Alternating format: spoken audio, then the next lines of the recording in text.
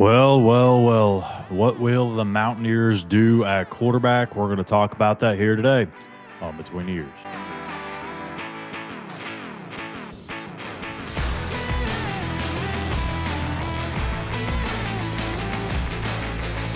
Good Sunday morning, everyone. Schuyler Callihan here with another episode of Between the Eers. Make sure you hit that like and subscribe button here on our YouTube page at West Virginia on SI. It is the morning after West Virginia falls to Ohio 17-10.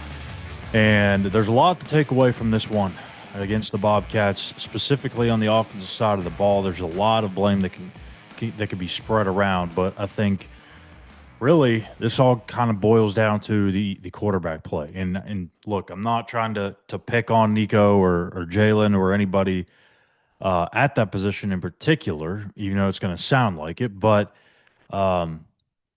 yeah, it's got to get better. It's got to be improved, and they don't have a lot of time to get it fixed. And I understand there's a lot that goes into it. You know, the offensive line didn't play well. The receivers didn't really win a whole lot of one-on-one matchups. There wasn't much of a run game, especially once Jaheim left the game. Not having Jaheim certainly hurts.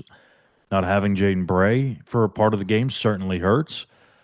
But what I saw early in the game with all those guys healthy kind of further proved what I wouldn't say believed, but maybe what I believe would have been the biggest fear for WVU's offense, and that is Nico and his inability to run away from defenders. Last week, we saw Nico run for 56 yards, 13 carries against a obviously much more easier defense to run against, a inferior team. This week, Ohio, you knew that there was going to be a bigger test, but you kind of still felt pretty good, especially after you saw what Rutgers did against them in the season opener. Ohio's front six could not get any push whatsoever against Rutgers, and they were able to run the football at ease. They did pretty much what they wanted to do in the first half of that game and put up a bunch of points. For Nico, that rhythm never got established. There was a lot of 3rd and 10s, a lot of 3rd and longs, and they had to play behind the sticks. And many of those 3rd down and long situations, they weren't even throwing the ball beyond the sticks or to the sticks. So I don't know how to fix it other than to look at some other options. That's the only way I know how to do this. When you look at many of those pass plays that Nico had, when they were covered up in the back end, the play was over. It was dead. Can't do anything with it. When things were covered up in the back end on the other side, when West Virginia was on defense and they covered things up, look what happened. Parker Navarro scrambled, ran around, made some things happen with his feet. Either that was keeping the ball and doing something himself, or just, evading the pressure and making a play still in the pass game. I'm not a huge advocate of banging the table for a quarterback change after 2 games, usually. But I feel like there needs to be a change made to this offense at that position. And I don't know if it's a full-time thing. Nico could certainly bounce back and have a great game against Pitt and kind of washes this one away. But from what we've seen, it's probably not likely.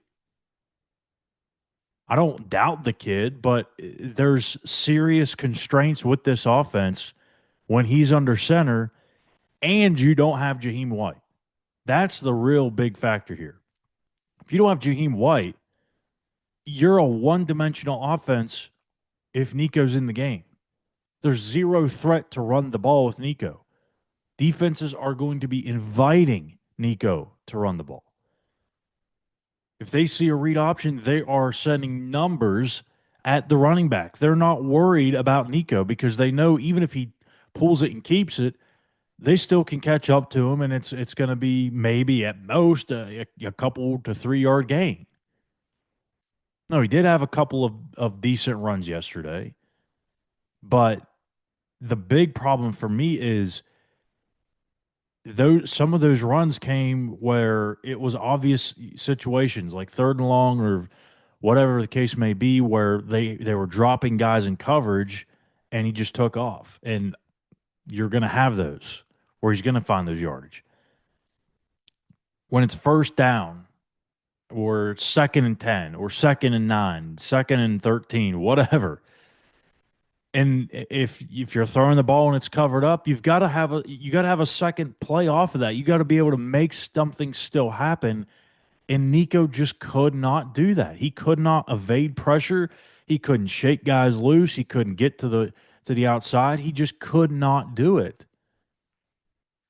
I don't know why it took so long for Jalen Henderson to get in the game. I truly don't. And yes, I understand Jalen did not do anything world beating in this game either. He didn't do anything in this game. But I feel like some of the play calls, both with Nico and Jalen, were questionable, and they didn't really help either quarterback be successful. I mean, you have some 3rd down calls where guys aren't even going to the sticks or they're not throwing the ball to the sticks. You have, read options on some of those plays where Nico's in the game and they're sending numbers at the running back. I think you've got to find something at that quarterback spot that you're going to have some mobility. If Nico can be a good quarterback in this system, if you have a run game, Nico can be a good quarterback in this system if he has protection. And we haven't seen that, or at least we didn't see it yesterday in Athens, the only game that really was an actual test. So if your offensive line play is a little shaky, which shaky may be a little too loose of a term, I think it's more problematic than that. And you don't have a run game, how in the hell are you going to move the ball? I mean, seriously. This is not a show to just sit here and rip on Nico. That's not it at all. But you have to find a solution at the quarterback spot. You have to. I think getting Jalen Henderson in the game earlier would have helped. I think he would have been able to do something. People say, oh, he's 0 for 4. Come on. Look at those 4 passes. Many of those, two to 3 of those should have been catches across the 2 games. So I think whether it's Jalen, whether it's maybe even Max Brown, the Charlotte transfer who we haven't seen yet, hell, maybe it's even Scotty Fox. I don't know. But you can't have a quarterback in this system that is immobile when you have an offensive line that is really struggling to hold the rim. If you have an offensive line that's doing their job and the quarterback's got time to sit back there and you pat the ball around and go through his progressions, maybe you can go through them a second time, like that's a different story. Then Nico works great. But he is a pocket passer who is a willing runner, but he's not a feared runner. Does that make sense what I'm saying? Yes, he can run the ball. Yes, he can get you yardage on the ground.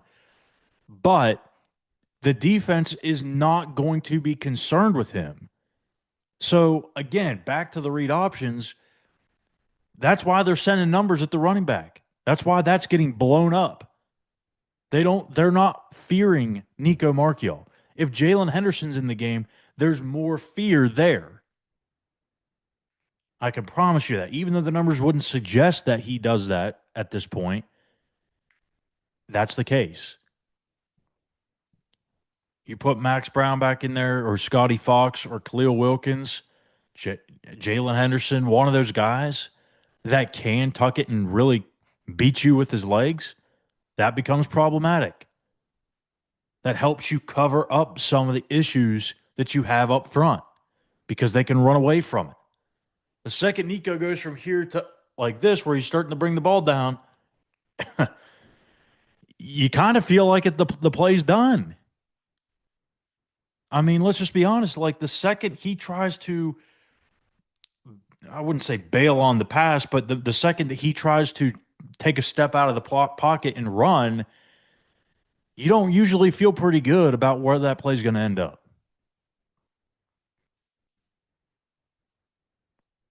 What I'm saying here is that Nico can be a successful quarterback in this offense. It's not a square peg in a round hole, but it's also not the most ideal fit either. For him to be successful, he has to have protection. He has to have a run game. You don't have either of those things, you're in big, big trouble. You have one of those things, maybe you can find enough success to keep things going, but it's still going to be a tough challenge.